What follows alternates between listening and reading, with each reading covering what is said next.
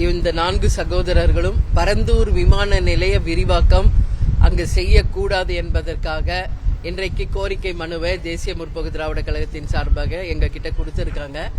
கடந்த 700 நாட்களாக அந்த பரந்தூர் மக்கள் தொடர்ந்து தங்களுடைய உரிமைக்காக போராடிக்கிட்டு இருக்காங்க, கருத்தை பதிய வச்சுக்கிட்டு இருக்காங்க. ஆனா இதுவரைக்கும் அரசாங்கம் அது குறித்து செவி சாய்க்கவில்லை. இப்போ 24ஆம் தேதி வந்துச்சுன்னா ஆல்மோஸ்ட் 750 நாள் ஆக போகுது. எனவே அங்கு இருக்கின்ற விளைநிலங்கள், அதாவது அக்ரிகல்ச்சர் லேண்டை மொத்தமா எடுத்துட்டு விமான நிலையம் கொண்டு வருவதாக அறிவிச்சிருக்காங்க.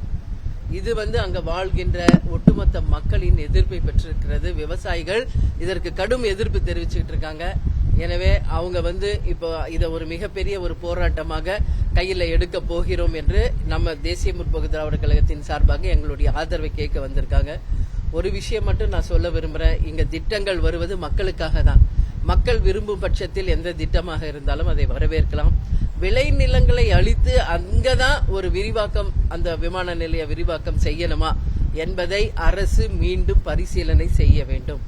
ஒட்டுமொத்தமாக பல ஆயிரக்கணக்கான கிராமங்கள், அங்கு வாழ்கின்ற மக்களின் வாழ்வாதாரம் கேள்விக்குறியாக்கப்படுகிறது. எனவே நிச்சயமாக தேசிய முற்போக்கு திராவிட கழகம் எப்பொழுதும் விவசாயிகளுக்கு தான் உறுதுணையாக நிற்போம். அதனால நிச்சயமாக இந்த திட்டத்தை அரசு மறுபரிசீலனை செய்து மக்கள் கருத்தை எடுத்துக்கொண்டு அந்த மக்களுக்கு நியாயத்தை வழங்க வேண்டும் என்று நான் கேட்டுக்கொள்கிறேன். 2019 ஆண்டாம் அதிமுக காலகட்டத்தில் தான் இந்த விமான நிலையம் கையெழுத்து மீண்டும் இதை பத்தி யார் காலத்துல கையெழுத்து போடப்பட்டுச்சு, யார் காலத்துல இந்த திட்டம் வருது என்பதெல்லாம் பின்னாடிதான். ஒட்டுமொத்த மக்கள் அங்க இருக்கிறவங்க இந்த திட்டத்தை ஏற்றுக்கொள்கிறார்களா அப்படின்றதான் ஒரு கேள்விக்குறி. இங்க திட்டங்கள் வருவது யாருக்காக? மக்களுக்காக தான். அந்த மக்களே அந்த திட்டத்தை வரவேற்காத போது அந்த திட்டம் வருவதனால யாருக்கு என்ன பலன் இருக்கிறது? எனவே விளைநிலங்களை அழித்து அங்க ஒரு திட்டத்தை கொண்டு வருவதற்கு பதில் எத்தனையோ லட்சக்கணக்கான ஏக்கர் விளைநிலம் இல்லாம புறம்போக்கு லேண்ட் நிறைய இருக்கு கவர்மெண்ட் கிட்டேயே.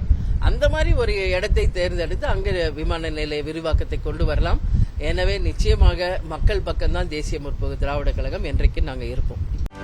செய்திகளை உடனுக்குடனும் துல்லியமாகவும் தெரிந்து கொள்ள சப்ஸ்கிரைப் பண்ணுங்க.